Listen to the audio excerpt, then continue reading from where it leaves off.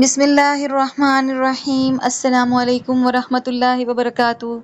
قلب مومنہ چینل پر خوش آمدید۔ آج ہم پڑھ رہے ہیں مختصر قدوری کا تیسرا باب، کتاب الزکوٰۃ۔ پہلے ہم نے طہارت اور نماز پڑھی اور اب آ رہا ہے زکوٰۃ کا باب۔ یاد رکھیں اسلام کے 5 ارکان ہیں: کلمہ، نماز، زکوٰۃ، روزہ اور حج۔ ان میں زکوٰۃ تیسرا رکن ہے۔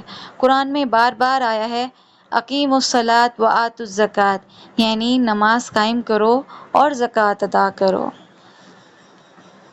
زکوٰۃ کی تعریف کیا ہے جی؟ اس کا حکم کیا ہے؟ زکوٰۃ کے لغوی معنی ہیں پاکیزگی اور بڑھوتری۔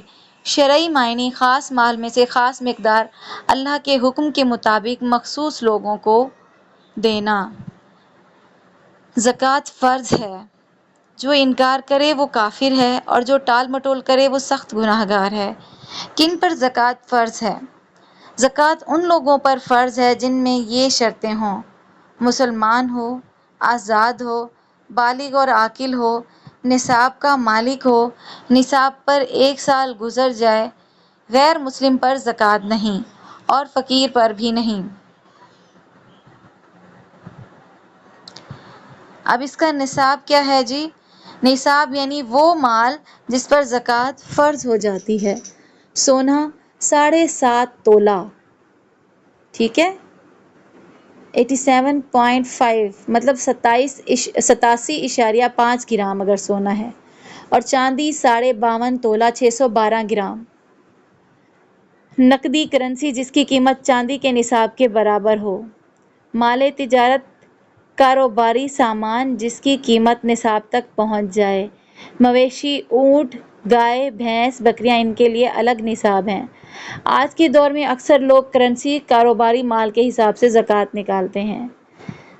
اب زکوٰۃ کی مقدار کیا ہے جی؟ زکوٰۃ ہمیشہ کل مال کا 2.5% 2.5% ہے۔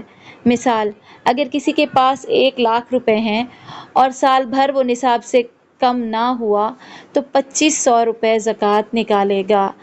کن اموال پر زکوٰۃ ہے؟ سونا، چاندی، نقدی، مال تجارت، زرعی پیداوار، عشر کے طور پر، مویشی، مکان، ذاتی کپڑے، گھریلو سامان پر زکوٰۃ نہیں۔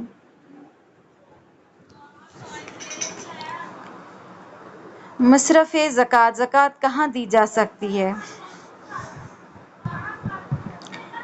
قرآن سورۃ توبہ آیت نمبر 60 میں 8 مصارف ہیں: فقیر جس کے پاس نصاب نہ ہو، مسکین جس کے پاس کھانے پینے کی بھی تنگی ہو، عاملین زکوٰۃ وصول کرنے والے، مؤلفۃ القلوب نو مسلم جن کے دل اسلام کی طرف مائل کیے جائیں، غلاموں کو آزاد کرانے میں، قرض دار شخص، فی سبیل اللہ جہاد یا دینی خدمت، مسافر جو راہ میں ضرورت مند ہو جائے۔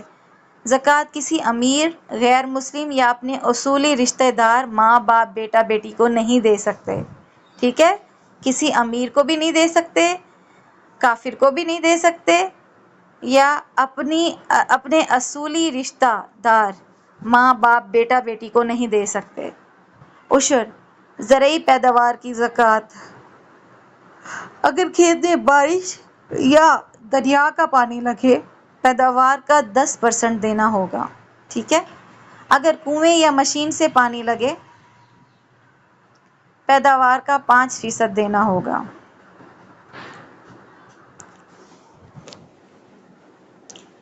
صدقۃ الفطر۔